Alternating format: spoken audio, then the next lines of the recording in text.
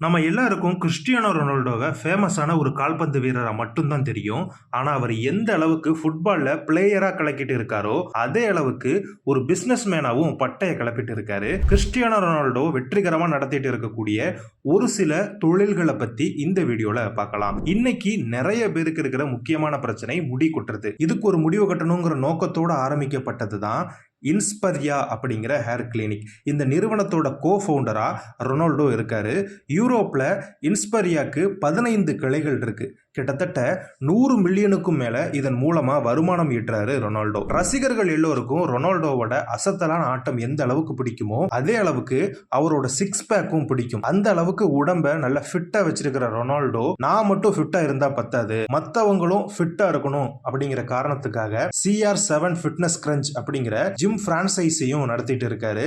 Iberian countries அப்படின்னு சொல்லப்படக்கூடிய Spain, Portugal, ஆண்டோரா உள்ளிட்ட நாடுகள்லயும் பிரிட்டனோட ஓவர்சீஸ் டெரிட்டரியான கிப்ரால்டர்லயும் இந்த ஜிம்மோட கிளைகள் இருக்கு. நம்ம ஊரெல்லாம் பாத்தீங்க அப்படின்னா நாட்டுக்காக போராடிய தலைவர்கள், மிகப்பெரிய சாதனைகள் செய்த சாதனையாளர்கள் உள்ளிட்டவங்களுக்கு அவங்க இறந்ததுக்கு அப்புறமா அவர்களுடைய நினைவாக ஒரு மியூசியம் வைப்பாங்க. அதன் மூலமா ஏதாவது கவர்மெண்ட்டுக்கு வருமானம் கிடைக்கும். ஆனா கிறிஸ்டியானோ ரொனால்டோ என்ன பண்றாருன்னு பாத்தீங்க அப்படின்னா, எதுக்கு நான் போனதுக்கு அப்புறமா எனக்காக மியூசியம் வைக்கணும், நான் இருக்கிறப்பவே எனக்காக ஒரு மியூசியம் கட்டுறேன் அப்படின்னு சொல்லிட்டு CR7 அப்படிங்கிற ஒரு மியூசியத்தை கட்டுறாரு. இந்த மியூசியத்துல கிறிஸ்டியானோ ரொனால்டோ சிறு வயதுல இருந்து பயன்படுத்திய எல்லா பொருட்களும் இருக்கு. அது மட்டும் இல்லாம அவருடைய மெழுகு சிலை ஒன்று இருக்கு.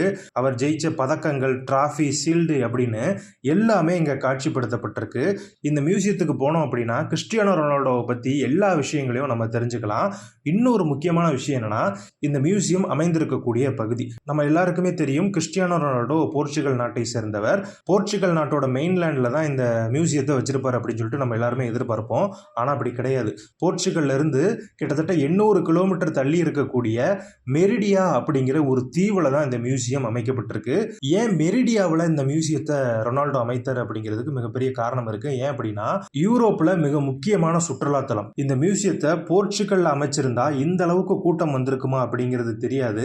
ஆனா மெரிடியாவில் இந்த மியூசியம் இருக்கிறதுனால தினம் தினம் கட்டுக்கடங்காத கூட்டம் வருது. ஸோ பிசினஸ் பண்ணணும் அப்படிங்கிற ஆசையில் இருக்கக்கூடிய நிறைய பேருக்கு கிடைக்கக்கூடிய அட்வைஸ் இதுதான். உங்க பிசினஸுக்கான லொகேஷன் ரொம்ப முக்கியம் அப்படிங்கிறது.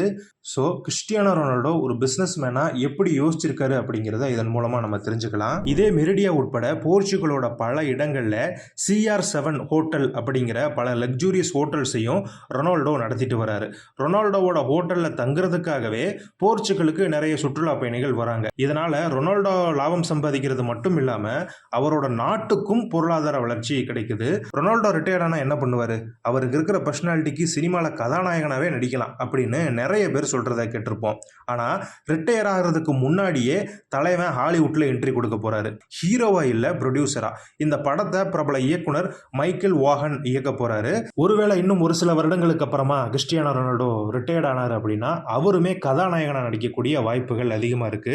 ரொனால்டோ ஒரு ஃபுட்பால் பிளேயரா இருந்தாலும் மற்ற விளையாட்டுகள் மேலையும் அவருக்கு ஈடுபாடு அதிகம். குறிப்பா சொல்லணும்னா போர்ச்சுகல், மெக்சிகோ உள்ளிட்ட நாடுகள்ல பேட்டல் அப்படிங்கிற கேம் விளையாடப்படுது. கிட்டத்தட்ட டென்னிஸ் மாதிரியான ஒரு விளையாட்டு. இந்த விளையாட்டை ஊக்கப்படுத்தும் விதமா போர்ச்சுகல் தலைநகர் லிஸ்பன்ல இருக்கக்கூடிய பிரைம் பேட்டல் கிளப் அப்படிங்கிற கிளப்பை விலை கொடுத்து வாங்கி பல டெவலப்மெண்ட்ஸ் பண்ணிட்டு இருக்காரு ரொனால்டோ. அதே மாதிரி CR7 லைஃப் ஸ்டைல் அப்படிங்கிற ஒரு பிராண்டை உருவாக்கி இன்னர்ஸ்ல தொடங்கி கூலிங் கிளாஸ் வரைக்கும் விற்பனை செஞ்சுக்கிட்டு இருக்காரு.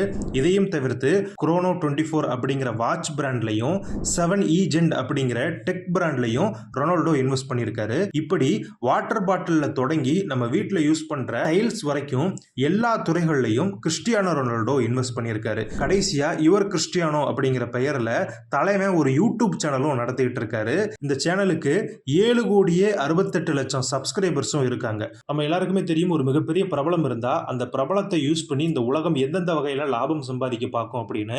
ஆனா ரொனால்டோ அதுக்கு இடம் கொடுக்காம நம்மளுடைய பிரபல்யத்தை பயன்படுத்தி எந்தெந்த வகைகள்ல லாபம் சம்பாதிக்கலாம், எந்தெந்த பிசினஸ் பண்ணலாம் அப்படிங்கறத யோசிச்சு இது மாதிரி ஒரு மிகப்பெரிய சாம்ராஜ்யத்தையே உருவாக்கி இருக்காரு. ஒரு ஸ்போர்ட்ஸ் ஐக்கானா மட்டும் இல்லாம சக்சஸ்ஃபுல்லான பிசினஸ் மேனாவும் இருக்கக்கூடிய ரொனால்டோ கிட்ட நிறைய விஷயங்கள் நம்ம கத்துக்கலாம். அப்படி நீங்க கத்துக்கிட்ட பாடம் என்னன்னு கமெண்ட்ல சொல்லுங்க. இந்த வீடியோ உங்களுக்கு பிடிச்சிருந்துச்சு அப்படின்னா லைக் பண்ணுங்க, உங்க நண்பர்களுக்கு ஷேர் பண்ணுங்க. தொடர்ந்து இது போன்ற வீடியோக்களை பார்க்கணும் அப்படின்னா நம்ம சேனலை சப்ஸ்கிரைப் பண்ணுங்க. நன்றி.